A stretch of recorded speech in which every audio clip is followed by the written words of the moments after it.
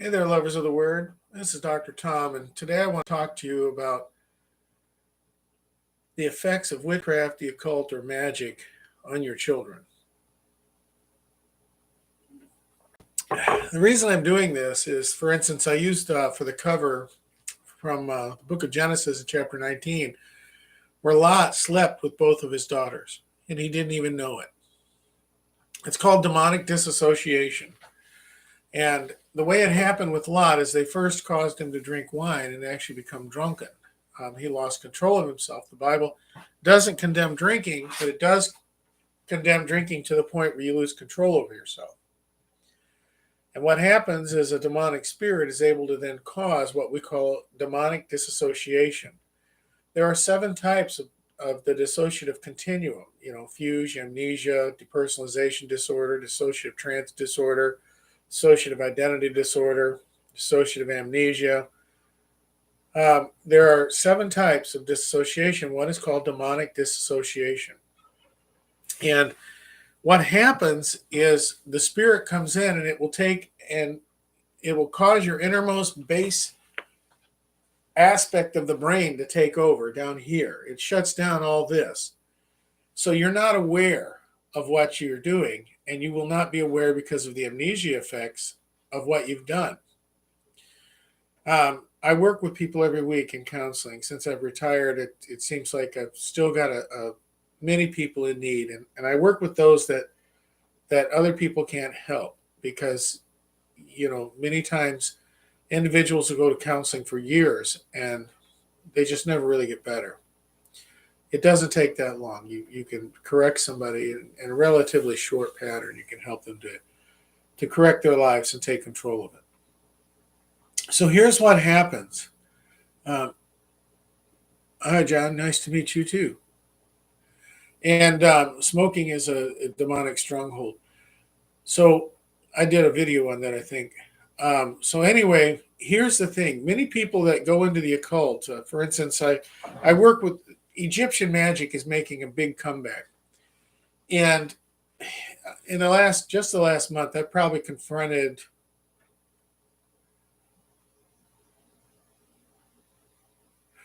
11 people that came to me for counseling about something or to request information on something, but they were involved in Egyptian magic.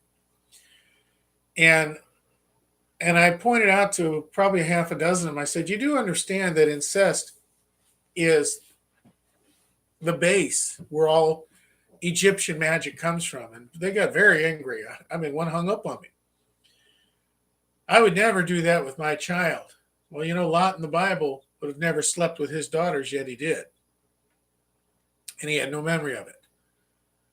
You understand, incestuous relationships are the base.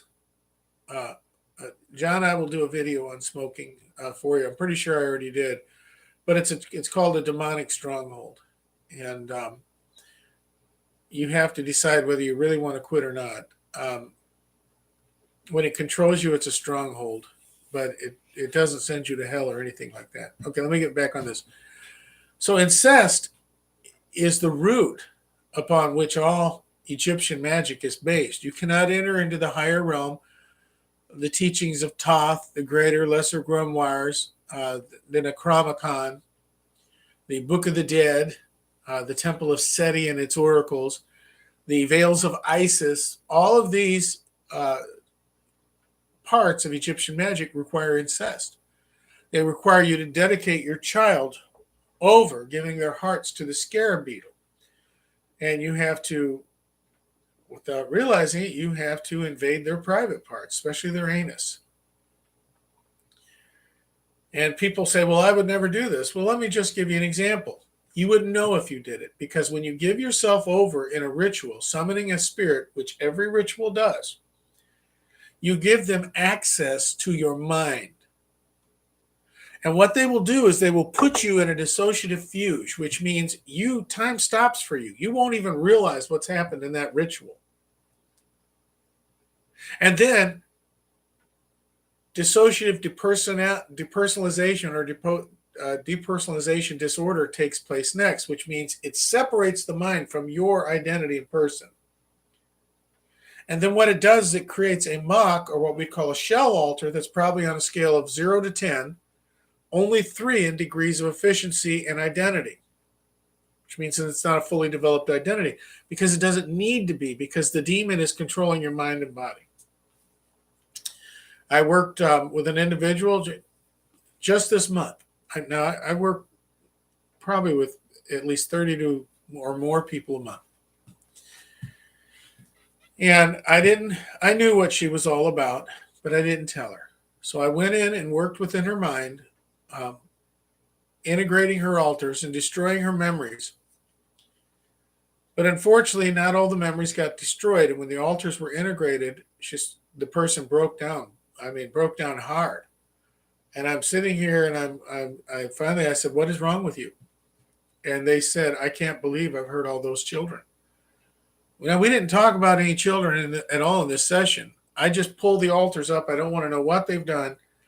I lead them to salvation. I first ask the Lord to take the demons out of them, separating them, break the hermetic seals so they become the age of the person, then lead them in a prayer of salvation.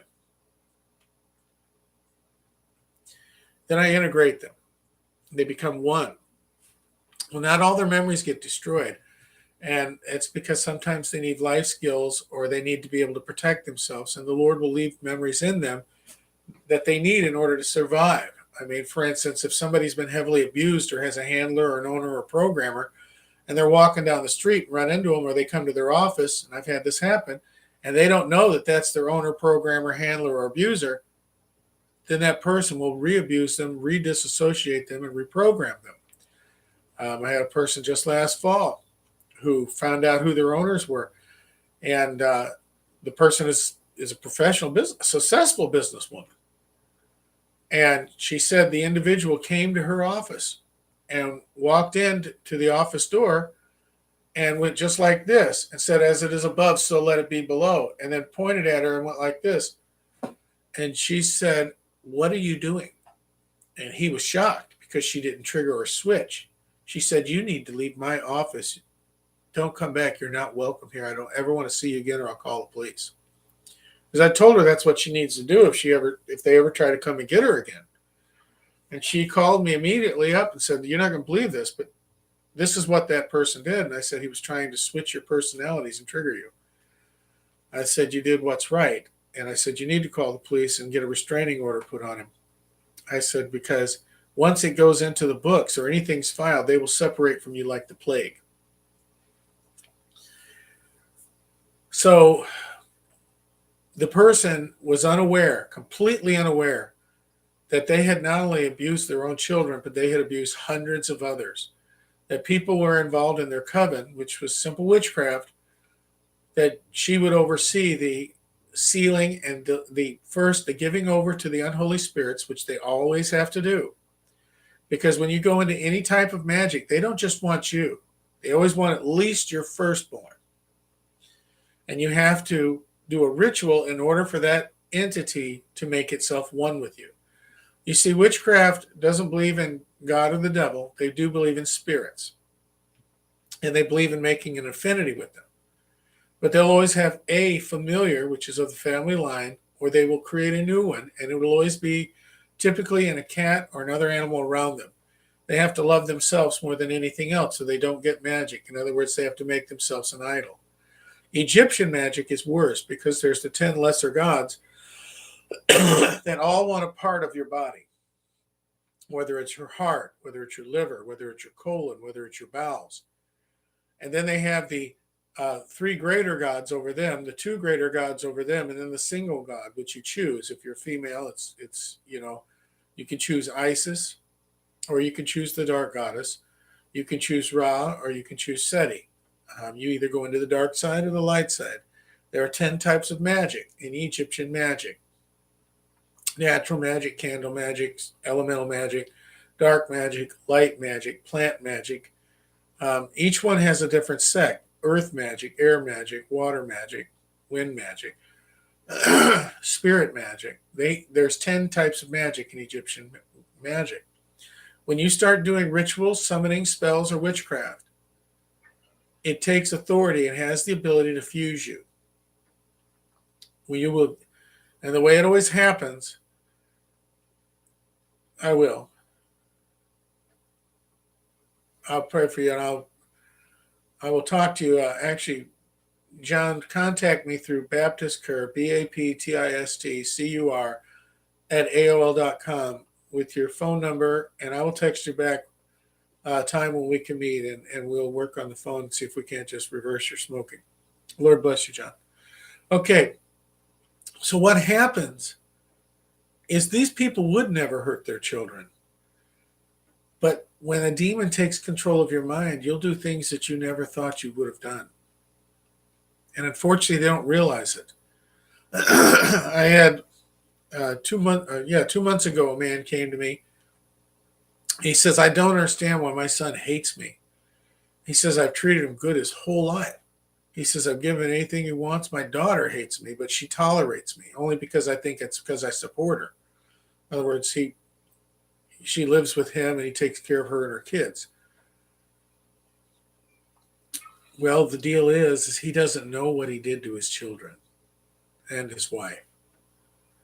And that's because the demon will separate the open knowledge. First, it will fuse you. Secondly, it will depersonalize it so it can now create an alternate personality.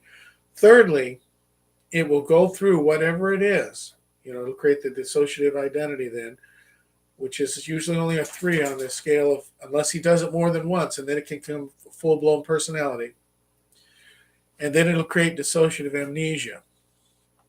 And what it does is this side will never know what this side has done because this side didn't do it. This side did. This side will have demons attached to it. And unfortunately, that man didn't realize that he was molesting his children at night. He came out of the occult and gave his life to Christ, but it still didn't erase the past of what he did not know he was doing at night with his children. I have worked with thousands of people that did not realize what they had done to their children.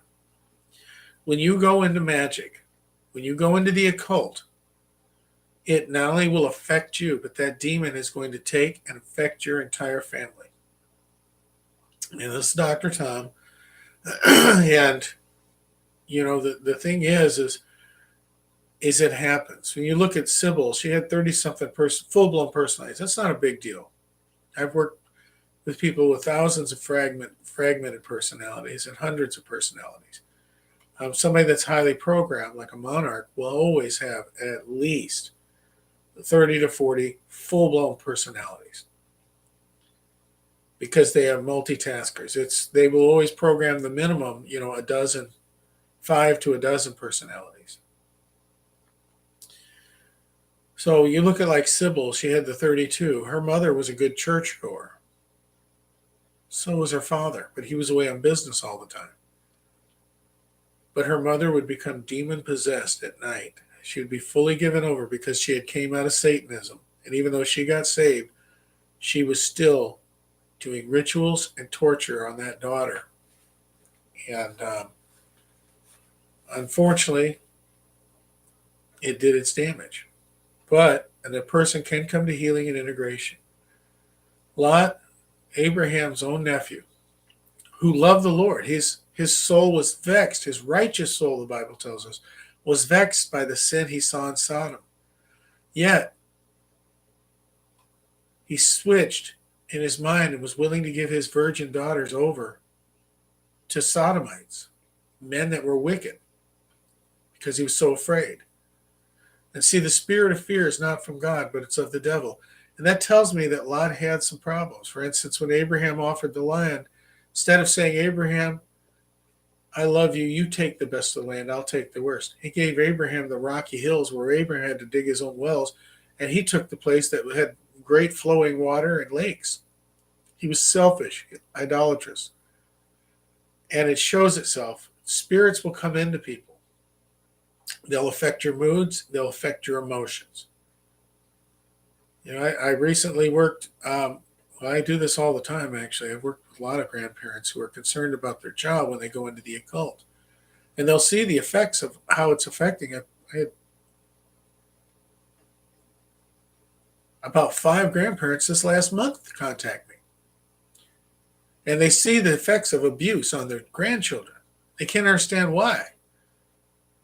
But then they find, I question them, find out, yeah, our daughter's into Wiccan or Egyptian, or she's a pagan. My whole family's pagan, but they don't hurt people. Then I'll work with the grandparents, and they'll find out that they were sodomized and molested for most of their childhood, and that they willingly had done it to their own children. They just don't have the memories. You can't be involved in witchcraft. It will affect you, and it will affect your family. So this is Dr. Tom. I pray that this blesses you in some way, and that the Lord opens your eyes to the truths of how dangerous. That's why a witch was not supposed to be allowed to live, because she was like a plague that would come upon all people, causing rot of the soul, defilement of the spirit, and a corruption of the mind. All right, in Christ's love, Lord bless you.